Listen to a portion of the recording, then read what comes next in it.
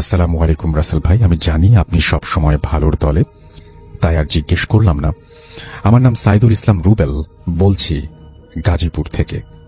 আমি পেশায় একজন পুলিশ সদস্য। চাকরির সুবাদে অনেক জায়গায় যেতে হয়, অনেকের সাথে মিশতে হয় এবং আমাদের জীবনেও ঘটে যায় অনেক অদ্ভুত ঘটনা। ঠিক তেমনি একটি ঘটনা বলার চেষ্টা করছি। আমি আর দেরি না করে আমার ঘটনায় চলে যাই। ঘটনাটি ঘটেছে 2007 সালে আমার এক বড় ভাইয়ের সাথে। উনিও একজন পুলিশ অফিসার। উনি যেভাবে আমাকে বলেছেন আমি ঠিক সেভাবেই আমার মতো করে বলছি। সঙ্গত কারণেই বড় ভাইয়ের নাম প্রকাশ করা নিষেধ। আমি তখন চট্টগ্রাম জেলার কোনো একটি থানায়। সময়টা 1/2/2007, রাত আনুমানিক 12:30 হবে। আমি থানার সামনে দাঁড়িয়ে আমার আর এক কলিগের সাথে কথা বলছিলাম। হঠাৎ পেছন থেকে অপরিচিত একজন লোকের আওয়াজ শুনতে পেলাম। পেছনে ফিরে তাকাতেই দেখি লোকটার চোখে পানি। জিজ্ঞেস করলাম, কি হয়েছে তোমার? বলে, লোকটা একজন আদিবাসী। সেই লোকটা আমাকে কাঁদতে কাঁদতে বলল, স্যার, আমার বোন গলায় দড়ি দিয়ে আত্মহত্যা করেছে। আমি বললাম, কেন, কি সমস্যা ছিল তার? সে আমাকে বলল, আমি জানি না। আমি আর দেরি না করে তাড়াতাড়ি আর একজন পুলিশ সদস্যকে সাথে নিয়ে চলে যাই তার বাড়িতে। তার বাড়িটা ছিল পাহাড়ের ওপর। যেয়ে দেখি মেয়েটা সিলিং ফ্যানের সাথে ঝুলে আছে। তার চেহারায় একটা বিভৎস রূপ। একজন লোক দিয়ে লাশটি নামিয়ে থানায় নিয়ে আসলাম। তার পরদিন সেই লাশটির ময়না তদন্তের জন্য মর্গে পাঠানো হলো। ময়না তদন্ত শেষে লাশটি নিয়ে যেতে হবে স্বজনদের কাছে। দিনের ব্যস্ততার মাঝে হঠাৎ ওসি স্যারের ফোন। উনি বললেন, লাশটি আমাকে নিয়ে যেতে হবে। না বলার কোনো সুযোগ নেই। দিনের ডিউটি শেষ করে বাসায় ফিরলাম তখন আনুমানিক 10:30 বাজে, রাত। খাওয়া দাওয়ার পর আমি থানায় গেলাম। বলে রাখি, যে মেয়েটি মারা গেছে তার পরিবারের সদস্যরা বলল লাশটি রাঙামাটি নিয়ে যেতে হবে। কি আর করব? রাত 1টা বাজে একজন পুলিশ সদস্যকে সাথে নিয়ে একটি ছোট পিকআপ ভ্যানে মেয়েটির ভাই সহ রওনা দিলাম রাঙামাটির উদ্দেশ্যে। পাহাড়ি উঁচু নিচু রাস্তায় আমি গাড়ির সামনে বসে আছি। গাড়ির পেছনে ছিল আর একজন পুলিশ ও সেই মেয়ের লাশ এবং তার সেই ভাইটি। অনেকখানি রাস্তা যাওয়ার পর পেছন থেকে চিৎকার। গাড়ি থামিয়ে পেছনে দাঁড়ালাম। তারপর যা দেখলাম তা দেখার জন্য আমি প্রস্তুত ছিলাম না। দেখি মেয়েটার লাশটি গাড়ি থেকে রাস্তায় পড়ে গেছে। আমি বললাম, এটা কি করে সম্ভব? আপনারা জানেন, পিকআপ ভ্যানের চারপাশে ডালা লাগানো থাকে, তাই কোনোভাবে লাশটি গাড়ি থেকে গড়িয়ে পড়া সম্ভব নয়। কিন্তু পিছনে থাকা পুলিশ আর মেয়েটির ভাই বলল, গাড়িতে একটা ঝাঁকুনি দিল এবং লাশটি গাড়ি থেকে ছিটকে পড়ে গেল। অনেক ভয় পাওয়ার পরও আমি নিজেই নিজেকে সান্ত্বনা দিলাম আর ওদের ভয় কাটানোর চেষ্টা করলাম। তারপর গাড়ির ড্রাইভারকে সাথে নিয়ে সবাই মিলে লাশটি আবার গাড়িতে তুললাম। আল্লাহর নাম নিতে নিতে যেতে লাগলাম, কিন্তু বুঝতে পারছিলাম না আমাদের জন্য আরো ভয়ঙ্কর কিছু অপেক্ষা করছে। আর একটু সামনে যেতেই দেখি গাড়ির ড্রাইভার কাঁপছে। আমি বললাম, কি হয়েছে, কাঁপছেন কেন? সে বলল, স্যার, আমার গাড়ির স্পিড মিটারের দিকে তাকান। আমি তাকিয়ে দেখি গাড়ির স্পিড 80 কিলোমিটার, কিন্তু গাড়ি এক চুলও নড়ছে না। এটা দেখে আমি আরো ভয় পেয়ে গেলাম। আমি ড্রাইভারকে অভয় দিয়ে বললাম গাড়ি থামিয়ে দিতে। গাড়ি থামাতে পেছনে চিৎকার। পেছনে গিয়ে দেখি লাশটি দাঁড়িয়ে আছে। আমার ভাইটির জ্ঞান হারিয়েছে। ড্রাইভারের কাছে পানি নিয়ে তার মুখে পানি দিলাম। তারপর ওর জ্ঞান ফিরে আসলে তাকে অভয় দিয়ে বললাম, লাশের রগে টান দিলে লাশ দাঁড়িয়ে যায়, এতে ভয় পাওয়ার কিছু নেই। এমন করতে করতে অনেক দূর থেকে ফজরের আজান আমাদের কানে এসে পৌঁছল। শরীর যেন প্রাণ ফিরে পেল। তারপর আমাদের আর কোনো সমস্যা হয়নি। কিন্তু এই ঘটনার কথা মনে হলে এখনো আমার গায়ে কাঁটা দিয়ে ওঠে। ঘটনাটা যদি ভালো লাগে তবে লিসনারদের শোনাবেন। আমি 2010 সাল থেকে ভূত এফএমের নিয়মিত শ্রোতা। অনেক ব্যস্ততার মাঝেও অনেক কষ্টে ঘটনাটি লিখলাম। আমার পক্ষে স্টুডিওতে এসে বলা সম্ভব না, তাই পড়ে শোনালে অনেক খুশি হব। যাব আরো একটি ঘটনা, এবং এই ঘটনাটি অবভিয়াসলি একটি ইমেইল। যেভাবে লিখেছেন আমি সেভাবে পড়ার চেষ্টা করছি। আশা করছি এই ইমেইলটি আপনাদের ভালো লাগবে। আসসালামু আলাইকুম রাসেল ভাই, আপনি অলওয়েজ ভালো থাকার দলে, তাই এই কোয়েশ্চেন আর জিজ্ঞেস করলাম না। প্রথমেই ক্ষমা চাচ্ছি ইংলিশে লেখার জন্য, কারণ আমি বাংলা টাইপ করতে পারি না। আমি লন্ডনে থাকি, ইউনিভার্সিটি অফ ইস্ট লন্ডন। এখানে আপনি বিজনেস ম্যানেজমেন্টে স্টাডি করছি। ভূত এফএম শুনি 2012 থেকে। ইউকেতে আসার পর থেকে অলওয়েজ শুনি। এনিওয়ে, কথা না বাড়িয়ে ডিরেক্ট ঘটনায় চলে যাই। যেটা ছিল 1 জুন 2019। আমি লন্ডন থেকে একটা জায়গায় যাচ্ছিলাম, আসলে বার্মিংহাম বলেই দেই, সেখানে যাচ্ছিলেন তিনি, এবং আমার চাচার বাসা থেকে কিছু জিনিস আনার জন্য। ঘটনাটা যাওয়ার সময় ট্রেনে শুরু হয়। ওয়েস্ট মিডল্যান্ডসে আমি ট্রেনে উঠি এবং ছাড়ার পর একটা সিটে বসি। উনি একটা ছবি পাঠিয়েছিলেন। আমি এই ছবিটা যদিও পোস্ট করি, তবে ছবিটা আমি দেখেছি। পায়ের কাছ থেকে ছবিটা তোলা, একদম মোবাইলটা নিচের দিকে নামিয়ে যে ভদ্রলোকের কথা বলছেন তার পায়ের কাছে তোলা ছবিটা। কেন পায়ের কাছ থেকে ছবিটা তুলেছিল একটু পরে বুঝতে পারবেন। যাই হোক, তিনি বলছেন যে একটা সিটে বসে এবং ঠিক অপোজিট সিটটা খালি ছিল। পরের স্টপে একজন লোক উঠল, খুব অদ্ভুত দেখতে, সারা শরীরে শুধু কঙ্কালের ট্যাটু। এদেশে এটা অবাক হওয়ার মতো কিছু না, কিন্তু লোকটা আমার দিকে এক দৃষ্টিতে তাকিয়ে থাকে। যখন আমি তাকাই তখনও চোখ সরায় না। আমি ভদ্রতা দেখাতে গিয়ে একটা মুচকি হাসি দিয়ে জিজ্ঞেস করলাম, হোয়ার আর ইউ গোয়িং? লোকটা অনেক রুড হয়ে বলল, where ever you going, I am going with you. আমি একটু অবাক হলাম। তারপর আবার মোবাইলে ফেসবুক স্ক্রল করতে করতে আমি পুরা 2 ঘন্টার রাস্তায় ছিলাম এবং আমার দিকে লোকটা তাকাতে তাকাতে গেল। আমি নামলাম আমার গন্তব্যে এবং বার্মিংহামের আমি নিউ স্ট্রিটে, লোকটা ওইখানে নামলো। আমি যে 94 বাস ধরলাম, লোকটাও একই বাস ধরলো, কিন্তু আমার গন্তব্যে পৌঁছে আমি তাড়াহুড়া করে নেমে গেলাম আর খেয়াল করিনি যে লোকটা নেমেছে কিনা। পরে আমি আমার চাচার বাসায় চলে গেলাম। ঘটনাটা এখানে শেষ হলে পারত, কিন্তু হয়নি। আমার পরের দিন এক্সাম থাকার কারণে ওই দিন রাতেই আসতে হয়েছে। আমি বাসে আসছি বার্মিংহামের নিউ স্ট্রিট। 10:45 ট্রেন ছিল, কিন্তু ওইটা মিস করে ফেলি। পরের ট্রেনটা ছিল রাতে 12:10। অনেক বিরক্ত হলাম। অবশ্যই 12টায় ট্রেন আসলো এবং আমি উঠলাম রাত্রের ট্রেনে। জেনারেলি মানুষ খুব একটা থাকে না, সো আমার আশেপাশে সবগুলো সিট ছিল খালি। ইনফ্যাক্ট আমার বগিতে মাত্র একটি মেয়ে। ট্রেন ছাড়ার পর আমার টয়লেটে যাবার প্রয়োজন হয়। আমি কিছুক্ষণ পরে টয়লেটে গেলাম এবং ট্রেন চলছে আর আমি লাস্ট বগিতে ছিলাম। সো এর সামনের বগিটা ছিল ফার্স্ট ক্লাস। আমি দরজাটা খুলে, মানে দরজাটা খোলে না। এনিওয়ে, টয়লেট শেষ করে আমি সিটে এসে যা দেখলাম তার জন্য আমি মোটেও প্রস্তুত ছিলাম না। আমি দেখলাম যে রোতে আমি বসেছি তার ঠিক পাশের রোতে ওই লোকটা বসে আছে এবং আবারও সে আমার দিকে তাকানো শুরু করেছে। আমি আবারও কি বললাম যে কি মনে করি আমি বললাম যে ব্যাক টু লন্ডন। কোনো রিপ্লাই দিল না, এক দৃষ্টিতে তাকিয়ে থাকলো। পরের স্টপে স্টপেজ যেটা আসলো সেখানে আমি নেমে গিয়ে ওই মেয়েটাও নেমে পড়লো। তখন আমি খুব আচ্ছা, তিনি নামেননি, তিনি মেয়েটা নেমে পড়লো এবং তখন আমি খুব ভয় পাচ্ছিলাম যে কি করব, বুঝতে পারছিলাম না। অবশেষে 2 ঘন্টা কিভাবে কাটাবো কোনো আইডিয়া ছিল না। তখন ইউটিউবে কোরআন ছাড়লাম খুব জোরে জোরে।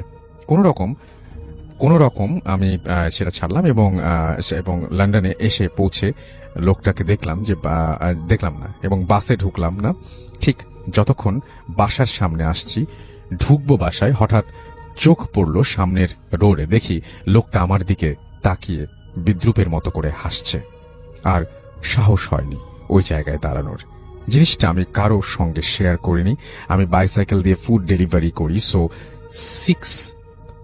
6 দিন পর আমার রাত আনুমানিক 11:45 দিকে আমার একটা অর্ডার আসে এবং একটা থাই রেস্টুরেন্ট থেকে। তখন আমি আমার আপুর সাথে ফোনে কথা বলতে বলতে আমি খেয়াল করি নাই যে নেভিগেশনটা আমাকে কোন দিকে নিয়ে যাচ্ছে, শুধু ফলো করতে থাকি। হঠাৎ দেখি যে মাইল এন্ডে পার্কের মাঝখানে আমি এসে পড়েছি এবং আমাকে বলছে যে ইউ হ্যাভ অ্যারাইভ, মানে যেভাবে বলে আর কি, এবং বলছে যে আমি একটু শকড একটু যে 12টায় পার্ক থেকে আমাকে কে খাবার অর্ডার দিল, কাউকে তো দেখছিও না এখানে। তখন আমি কাস্টমারকে কল দেওয়ার ট্রাই করলাম, কিন্তু ওপাশ থেকে কেউ রিসিভ করছে না। তবে সাথে সাথে একটা মেসেজ আসলো আমার কাছে যে লিভ দ্য ফুড, মানে গাছের নিচে বা ল্যাম্পপোস্টের নিচে তাকে ফুডটা রাখতে বলা হলো, এবং আমি একটু ভয় পেলাম এবং সাথে সাথে ওইটা ল্যাম্পপোস্টের নিচে রেখে চলে আসলাম। একদিন পরে আমি যখন স্বপ্নে দেখলাম যে একটা পুরান বিল্ডিং এর ফুড ডেলিভারি দিচ্ছি আমি, এবং কাস্টমার ওই লোকটা যাকে ট্রেনে দেখেছিলাম, এবং ভাবছিলাম হয়তো এইটা কোনো স্বপ্ন, তাই পাত্তা দিলাম না। পরের দিন কাজে গেলাম, ঠিক আবার 11:45 দিকে সেম আর একটা অর্ডার আসলো, এবং ওই দিনও অর্ডার পিক করার পর খেয়াল করলাম আবার সেই পার্কের মাঝখানে ডেস্টিনেশন, এবং বুকটা কেঁপে উঠলো যেহেতু অর্ডার পিক করে ফেলেছি। সো ডেলিভারি না দিয়ে কোনো উপায় নেই, ডেলিভারি না করা ছাড়া। এবং 11 মিনিট সাইকেল চালিয়ে গেলাম, যাওয়ার পর একই কাহিনী। তবে ওই দিন সাহস করে আমি ফুডটা ল্যাম্পপোস্টের নিচে রেখে একটু দূরে এসে ওয়েট করছিলাম কে নেয় ফুডটা সেটা দেখার জন্য। আমি যা দেখলাম তার জন্য আমি মোটেও প্রস্তুত ছিলাম না। ল্যাম্পপোস্টের আলোতে আমি স্পষ্ট দেখতে পেলাম ওই লোকটা, সাথে আরেকটা লোক তার মতোই একই রকম, সারা গায়ে কঙ্কালের ট্যাটু এবং পরনে কোনো শার্ট টি শার্ট নেই, খালি গায়ে, এবং ওই লোকটা আমার দিকে তাকিয়ে আছে এবং রাগান্বিত চোখে। আমি সাথে সাথে চলে আসি এবং পরের দিন আমি ব্রিকলেনে মসজিদে ইমামকে ঘটনাটা বলি, এবং তখন উনি বলেন যে খারাপ কিছু হয়তো হতে পারে, তুমি নামাজ পড়ো এবং নিয়মিত কোরআন পড়ো। আমি কয়েকদিন নিয়মিত কোরআন পড়ি এবং নামাজ পড়ি, আলহামদুলিল্লাহ এরপরে আমার কোনো প্রবলেম হয়নি। জানি এটা কোনো কতটুকু ভয়ের আমি চাই না, বাট এটাই ছিল ঘটনা। আসসালামু আলাইকুম। দেশ অথবা দেশের বাইরে যে যেখান থেকে শুনছেন, আপনাদের সাথে আছি আমি আহমেদ। আশা করছি সকলে ভালো আছেন ও নিরাপদে আছেন। প্রিয় দর্শক, আপনাদের সকলকেই জানাচ্ছি ভূত এফএমবিটির পক্ষ থেকে আন্তরিক শুভেচ্ছা ও ভালোবাসা। আজকে আবারও আপনাদের জন্য আরো একটি লোমহর্ষক ভয়ঙ্কর ঘটনা নিয়ে হাজির হয়েছি। আশা করছি আজকের এই ঘটনাটিও আপনাদেরকে এক অন্যরকম ভয়ের শিহরণ দেবে। তো চলুন কথা না বাড়িয়ে ঘটনায় চলে যাই। প্রিয় দর্শক, এখন যে ঘটনাটি আপনাদের সাথে শেয়ার করব, এই ঘটনাটি পাঠিয়েছেন মুন্সিগঞ্জ জেলার গজারিয়া উপজেলা থেকে মোহাম্মদ আব্দুল্লাহ ভাই। আর এই ঘটনাটির সময়কাল 2009 সালের ফেব্রুয়ারি মাসে। আর এই ফেব্রুয়ারি মাসেই উনি বেড়াতে গিয়েছিলেন ওনার নানার বাড়িতে। আর ওনার নানার বাড়ি শরীয়তপুরের জাজিরা উপজেলাতে। এই আব্দুল্লাহ ভাইয়ের ছোটবেলা থেকেই মাছ ধরার খুব নেশা ছিল। আর ওনার নানুর বাড়িটা বিল অঞ্চলে হওয়ার কারণে ওই সময়টাতে বিলের সব পানি নেমে গিয়ে পুকুরগুলা শুকিয়ে গিয়েছিল, আর ওইটাই ছিল মাছ ধরার একটা উত্তম সময়। যাই হোক, ওনার নানুর বাড়ি থেকে 200 কি 250 মিটার দূরে একটা পুকুর ছিল বিলের মাঝে। আবার ওই পুকুরটার সাথে লাগোয়া ওই একটা ছোট্ট খাল বয়ে গিয়েছিল। আর এই কারণেই প্রতি বছর ওই পুকুরটার মধ্যে অনেক মাছ পাওয়া যেত। যাই হোক, এই আব্দুল্লাহ ভাইয়ের কিন্তু মেইন উদ্দেশ্য ছিল ওই পুকুরে মাছ ধরতে যাওয়া, কারণ ওইটা মাছ ধরার সিজন। এই সময়তে সব পুকুর সেচে মাছ ধরা হয়। আর এই যে পুকুরটা সেচে হয়, দেখা গেছে আজকে সন্ধ্যাবেলা ওই পুকুরে একটা মেশিন লাগানো হয়, সারা রাতে পানিগুলা ওই মেশিনে সেচে পরের দিন সকালবেলা হয়তো বা ওই পুকুরটা মাছ ধরার জন্য উপযোগী হয়ে যায়। এই সিস্টেমে ওইখানে মাছ ধরা হয়। যাই হোক, ওনাদের নানাদের পুকুরটা তো একটু বড় ছিল, এই কারণে ওনারা কি করতেন, ওনারা মাছ ধরার আগের দিন সন্ধ্যাবেলা তো মেশিন বসায়, কিন্তু ওনারা আরো আগেই মেশিনটা ওই পুকুরে ফিট করে দিতেন। আর মেশিন যেদিন রাতের বেলা ফিট করে দিতেন, ওই দিনটা ওই পুকুর পাড়েই থাকতে হয়। দেখা গেছে ওই পুকুর পাড়ে একটা ছোট্ট শোয়ের মতো ঘর বানিয়ে ওইখানে ওনারা পাহারা দিতে হয় ওনাদের। কারণ দেখা গেছে হঠাৎ কখনো কখনো এমন হয় মেশিনে ওই তেল শেষ হয়ে যায় বা হাওয়া ঢুকে যায়, তখন মেশিন বন্ধ হয়ে যায়। আবার অনেক সময় এই মেশিনের ভিতরে পুকুরের মধ্যে যে কাদা থাকে, ময়লা থাকে, এগুলো ঢুকেও মেশিন জ্যাম হয়ে যায়, পানি যায় না। এই কারণেও পাহারা দিতে হয়। আবার অনেক সময় চুরি হয়ে যাওয়ার ভয় থাকে, এই কারণেও রাতের বেলা পাহারা দিতে হয়। যাই হোক, ওই বছর তো ওই মেশিনটা ফিট করে দেওয়া হয়েছে, আবার ওইখানে ছোট্ট ওই সইয়ের ঘরটাও বানানো হয়েছে। তো রাতের বেলা তো ওইখানে পাহারা দিতে হবে। তো ওই বছর এই আব্দুল্লাহ ভাই আর ওনার ছোট মামা ওইখানে পাহারা দিবেন, রাতের বেলা থাকবেন, এই সিদ্ধান্ত হলো। তো রাতের বেলা সন্ধ্যায় আনুমানিক 8টা-9টার দিকে ওনারা বাড়ির থেকে খাওয়া দাওয়া শেষ করে ওইখানে পাহারা দিতে যাওয়ার জন্য প্রস্তুতি নিলেন। দেখে গেছে ওনারা সাথে করে একটা টর্চ লাইট, তারপরে হাতে আরো 2টা কোচ কোচ কোচ বলতে যে টেটা আর কি, আবার একটা বর্ষাও নিয়ে নিয়েছেন। বর্ষা নেওয়ার কারণ হলো ওই অনেক সময় রাতের বেলা শিয়াল, তারপর ভোঁদর এগুলো আসে মাছ খাইতে, আর আসলে অনেক সময় দেখা গেছে শিয়াল যদি দলবদ্ধ হয়ে আসে তাহলে ওনাদের উপরেই ঝাঁপিয়ে পড়ে। এই কারণে ওনারা নিজেদের আত্মরক্ষার্থে একটা বর্ষা নিয়ে নিয়েছেন। যাই হোক, ওনারা ওই ঘরের মধ্যে গিয়ে ওইখানে কিছুক্ষণ গল্প সল্প করার পরে হঠাৎ ওনারা ঘুমিয়ে যান। শীতের রাত তো, দেখা গেছে ঠান্ডা ঠান্ডায় ওনারা ঘুমায় যান। কখন যেন ঘুমায় যান ওনারা নিজেরাও টের পান না। মাঝরাতের দিকে আনুমানিক মাঝরাতি হবে, তখন এই আব্দুল্লাহ ভাইয়ের ছোট মামা ওনাকে ডাক পাচ্ছেন, এ আব্দুল্লাহ ওঠ ওঠ, দেখ দেখ কি জানি দেখা যাচ্ছে, ওই পুকুরের ওই কিনারে কি জানি দেখা যাচ্ছে। এই কথা বলে ওনাকে ডাকছেন। আব্দুল্লাহ ভাইও ঘুম থেকে উঠে লাইট মেরে পুকুরের ওই পারে কোনো কিছু একটা দেখতে পান, কিন্তু জিনিসটা ভালো মতো বোঝা যাচ্ছিল না। এই কারণে আব্দুল্লাহ ভাইয়ের মামাকে বললেন যে আসো আমরা ওই দুইজনে মিলে ওই পারে যাই, ওই পারে গিয়ে জিনিসটার কাছে গেলে ভালো মতো দেখা যাবে আসলে জিনিসটা কি। কথা মতো ওনারা ছয়ের ভিতর থেকে বের হয়ে ওই দিকে যাওয়া শুরু করলেন। বের হয়ে ওনারা পুকুরের কাছে গিয়ে দেখলেন বেশ পানি কমে গেছে, স্যালো মেশিনটাও তখন পর্যন্ত চলছে। ওনারা একটু সময় দেখলেন, 2:40 মতো তখন বাজে। ওনারা তখন পুকুর পাড়ে গিয়ে লাইট মারে দেখতে পেলেন একটা অবয়ব পুকুরের মধ্যে কমর ফুটে পানিতে নেমে ওইখানে কি যেন করছে। ওনারা ওই অবয়বটার পিছন সাইড থেকে দেখতে পাচ্ছিলেন, এই কারণে ওনারা ওই অবয়বটার চেহারা দেখতে পাচ্ছিলেন না, কিন্তু লাইট মেরে ওনারা বুঝতে পারেন যে এই অবয়বটার শরীরে লোমের মতো সারা শরীরে কিছু আবৃত করা। ওনারা লক্ষ্য করলেন ওনারা যে ওই জিনিসটার দিকে টস মেরেছে, এইটা নিয়ে ওই জিনিসটার কোনো ভ্রুক্ষেপই নেই। ওই জিনিসটার মতোই কিছু একটা করে যাচ্ছে, মনে হচ্ছে যেন পুকুর থেকে কোনো একটা কিছু তুলে মুখের কাছে দিয়ে খাচ্ছে। তো ওনারা আন্দাজ করতে পারলাম কোনো একটা জিনিস পুকুর থেকে মাছ ধরে মাছ খাচ্ছে। আর ওই সময় তো পুকুরের পানি বেশ কমে গিয়েছিল, এই জন্য হয়তো বা মাছ ধরতে সুবিধাই হচ্ছিল। যাই হোক, আব্দুল্লাহ ভাইয়ের মামা তখন চিৎকার করে বলে, এই বেটা কেটে তুই কি করছ ওইখানে? ওনার এই চিৎকার শুনে তখন ওই জিনিসটা ওনাদের দিকে ঘুরে তাকিয়েছে। যখন ওই জিনিসটা ওনাদের দিকে ঘুরে তাকিয়েছে তখন ওনারা দেখতে পান এই জিনিসটার চেহারা কেমন শিয়ালের মতো, কিন্তু দেখে মনে হচ্ছে জিনিসটা যেভাবে দাঁড়িয়ে আছে মানুষের মতো দাঁড়িয়ে আছে। আর এটার কোমরের উপরে অংশ দেখা যাচ্ছে মানুষের মতোই, কিন্তু এটা চেহারাটা শিয়ালের মতো।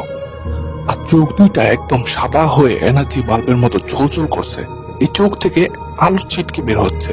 ওনারা আরো লক্ষ্য করলেন ওই জিনিসটার মুখ থেকে কেমন গড়গড় গড়গড় শব্দ হচ্ছে, কিন্তু ওই জিনিসটা মাছ খাওয়া থামাচ্ছে না, জিনিসটা একের পর এক মাছ খেয়েই যাচ্ছে।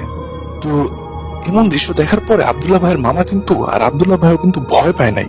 ওনারা কি করে ওই জিনিসটাকে মানে ওইখান থেকে খেদানোর জন্য উচ্ছ্বাস করে ওই চেষ্টা করতে থাকে, কিন্তু ওই জিনিসটা ওইখান থেকে না গিয়ে উল্টা ওই জিনিসটা ওনাদের দিকে কেমন এক পদে থুথু নিক্ষেপ করতে থাকে। ওনারা লক্ষ্য করলে দেখতে পান ওই জিনিসটা যখন থুথু নিক্ষেপ করতে নেয় তখন ওই জিনিসটার মুখের ভিতর থেকে মনে হয় আলো বের হচ্ছিল। আর ওনারা একটা জিনিস ভাবেন যে শিয়াল অথবা কুকুর তো থুথু নিক্ষেপ করতে পারে না।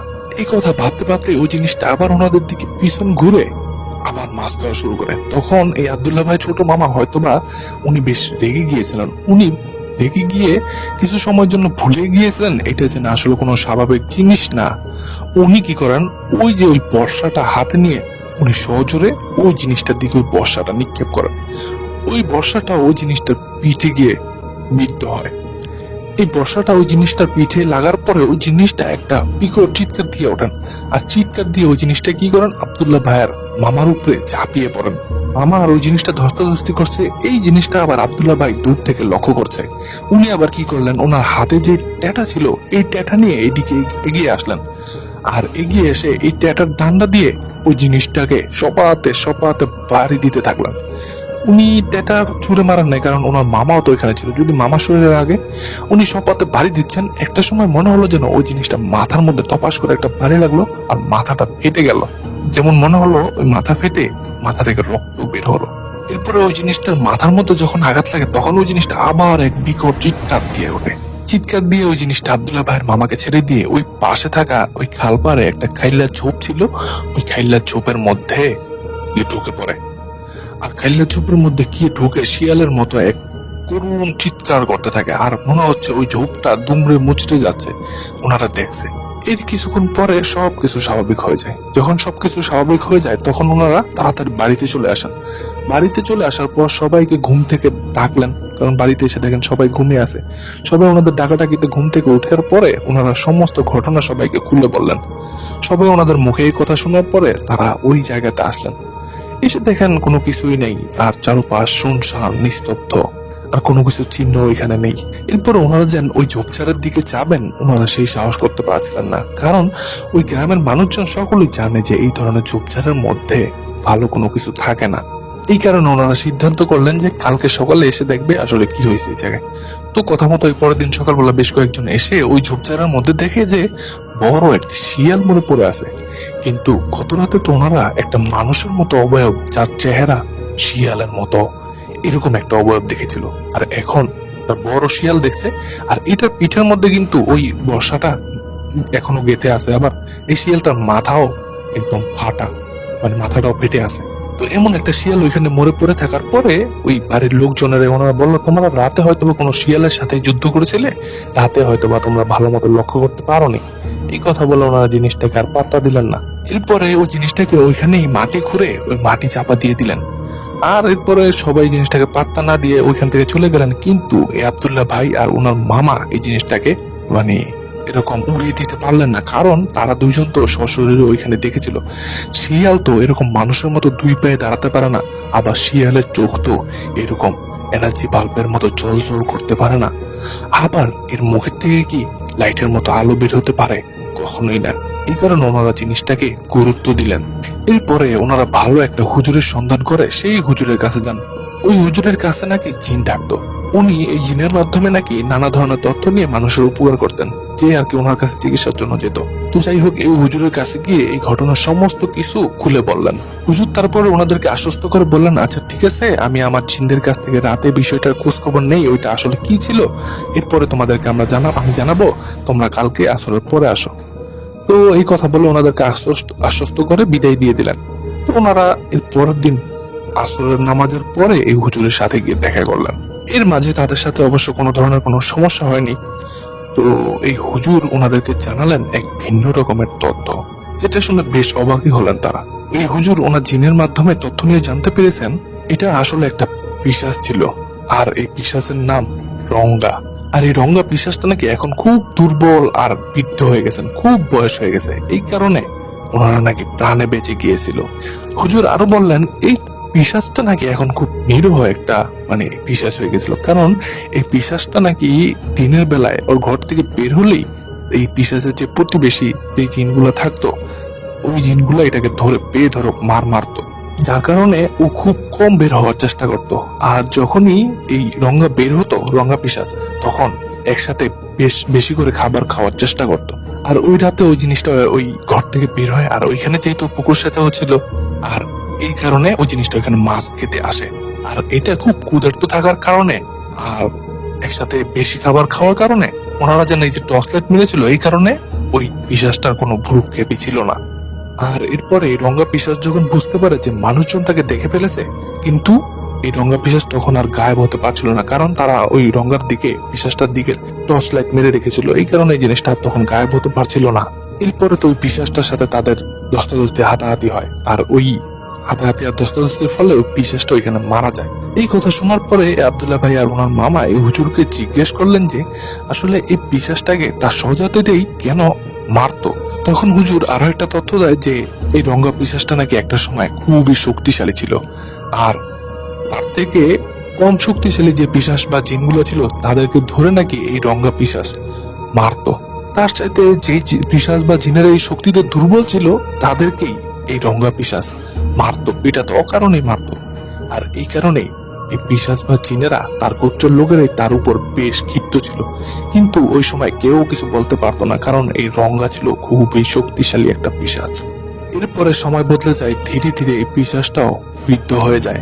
বয়সের ভারে এখন এই পিশাচটা আর চলাফেরাও করতে পারে না। তখন ওই যে এই রঙ্গার কাছ থেকে যারা নির্যাতিত অত্যাচারিত হয়েছে, তখন তারা আবার এই রঙ্গাকে যেখানে দেখতো সেখানেই অত্যাচার নির্যাতন শুরু করতো, মারধর শুরু করতো। আর এই কারণেই এই রঙ্গা পিশাচটা তার ঘর থেকেও বেশি বের হতো না। এরপরে ধীরে ধীরে এই পিশাচটা খুব বয়স্ক আর নিরীহ একটা পিশাচ হয়ে যায়। দেখা গেছে না খেতে পেয়ে পিশাচটা অনেক দুর্বল হয়ে পড়ে। আর এই কারণে এই পিশাচটা আর কখনো কোনো মানুষের উপর ক্ষতি করার চেষ্টা করতো না, কোনো পিশাচ বা জিনের উপরও এটা হামলা করতো না। আর এই পিশাচটার কোনো আত্মীয় স্বজন পরিবার পরিজন নাই, এই কারণে এই পিশাচটা খুবই নিরীহ একাই জীবনযাপন করতো। আর যদি এই জিনিসটার মানে পিশাচটার কোনো আত্মীয় স্বজন থাকতো বা পরিবার থাকতো, তাহলে এই আব্দুল্লাহ ভাই আর তার মামার আর নিস্তার থাকতো না, কারণ ওই পরিবারের সদস্যরা তার এই রঙ্গা পিশাচের মৃত্যুর বদলা নিত। যেহেতু তার কোনো আত্মীয় স্বজন পরিবার পরিজন নাই, এই কারণে এখন আর তাদের কোনো ভয় নাই। কিন্তু এই আব্দুল্লাহ ভাই আর তার মামার ভিতর থেকে কোনোভাবে ভয় কাটে না, কারণ তারা চিন্তা করে সত্যি কি তার কোনো পরিবার পরিজন নাই, যদি থাকে তাহলে তো আর আমাদের নিস্তার নাই। এই কথা ভেবে ওনারা হুজুরকে আরো ভালো মতো জিনিসটাকে মানে তথ্য সংগ্রহ করতে বললেন। হুজুরও তাদেরকে আশ্বস্ত দিয়ে বলেন, আচ্ছা ঠিক আছে, আমি তাহলে এটা আরো ভালো করে তথ্য সংগ্রহ করে তারপর তোমাদেরকে জানাচ্ছি। কিছুদিনের সময় হুজুর চেয়ে নেন, তারপর ওনারা চলে যান। কিছুদিন পর হুজুর ওনাদের ফোন নাম্বারে কল দেন, কল দিয়ে ওনাদেরকে ডাকেন। ওনারা যাওয়ার পরে এই হুজুর জানান যে আসলে আমি আমার জিনের মাধ্যমে খবর নিয়ে দেখেছি যে এই পিশাচটা দূরের কাছের তো কোনো আত্মীয় নাই, দূরেরও কোনো আত্মীয় নাই। আর এই পিশাচটা এরকম মারা যাওয়াতে তার এই গোত্রের যে পিশাচ বা জিনেরা ছিল, তারা নাকি খুশি হয়েছে যে ভালো হয়েছে, ও আর পাপের শাস্তি মানে ও আর কর্মের ফল পাইছে। মানে ওই পিশাচ গোত্রের যে জিনগুলা ছিল তারা আরো খুশি হয়েছে। এই কথা বলে হুজুর আব্দুল্লাহ ভাই আর তার মামাকে আশ্বস্ত করলেন। হুজুরের কথা বিশ্বাস করে তারা একটু মনের ভেতরে শান্তি পেল। তো এটাই ছিল ঘটনা। প্রিয় লিসেনার, এই ঘটনা থেকে কিন্তু অনেক কিছু শিখার আছে, যে আমাদের শক্তি যতই থাকুক, ক্ষমতা যতই থাকুক, আমাদের এই শক্তি ক্ষমতা কিন্তু চিরস্থায়ী নয়। আমাদের এই শক্তি ক্ষমতা এগুলো সব কিন্তু একদিন না একদিন হারিয়ে যাবে। আর যখন আমাদের এই শক্তি হারিয়ে যাবে, আজ আমরা শক্তি ক্ষমতার বলয় অন্যকে ক্ষতি করছি, অন্যকে জুলুম করছি, একদিন হয়তো আল্লাহ এই জিনিসটা ঘুরিয়ে আমার উপরে উল্টিয়ে দিবে। তখন আমার শক্তি থাকবে না, ক্ষমতা থাকবে না, হয়তোবা অন্য কেউ আমার উপরে জুলুম করবে, নির্যাতন করবে, তখন আমার কিছুই করার থাকবে না।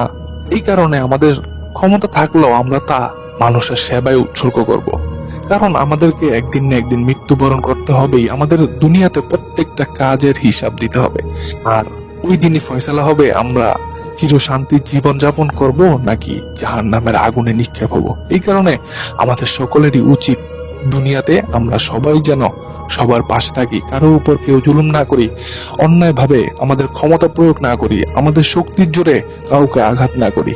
তো প্রিয় লিসেনার, এটাই ছিল ঘটনা। আশা করছি ঘটনাটি সকলের কাছে ভালো লাগবে। আর যদি ঘটনাটি ভালো লাগে, অবশ্যই ভিডিওটিতে একটি লাইক করে দিবেন, আর কমেন্টের মাধ্যমে জানাতে ভুলবেন না ঘটনাটি কেমন লাগলো। আরো আমাদের একটি ফেসবুক গ্রুপও আছে, সেখানে গিয়েও আপনারা জানাতে পারেন যে আপনারা কোন ধরনের ঘটনা শুনতে চান। আর আমাদের চ্যানেলের ঘটনাগুলো কেমন লাগছে তাও কিন্তু আপনারা পোস্ট আকারে রিভিউ দিতে পারবেন। আর আব্দুল্লাহ ভাইকে ধন্যবাদ জানাচ্ছি এত চমৎকার এবং শিক্ষণীয় একটি ঘটনা আমাদের মাঝে শেয়ার করার জন্য। প্রিয় লিসেনার, আপনার কাছেও যদি এরকম ঘটনা থেকে থাকে, অথবা আপনার নিজের সাথে ঘটে থাকে, আপনার আশেপাশে কারোর সাথে ঘটে থাকে, চাইলে আমার সাথে শেয়ার করতে পারেন। আমি তো আমার চ্যানেলের মাধ্যমে সকল দর্শকের কাছে পৌঁছে দেব। আর আপনাদেরকে ঘটনা পাঠানোর অনুরোধ করছি, লিখে অথবা রেকর্ড করে আমাদের হোয়াটসঅ্যাপে ঘটনা পাঠাতে পারবেন।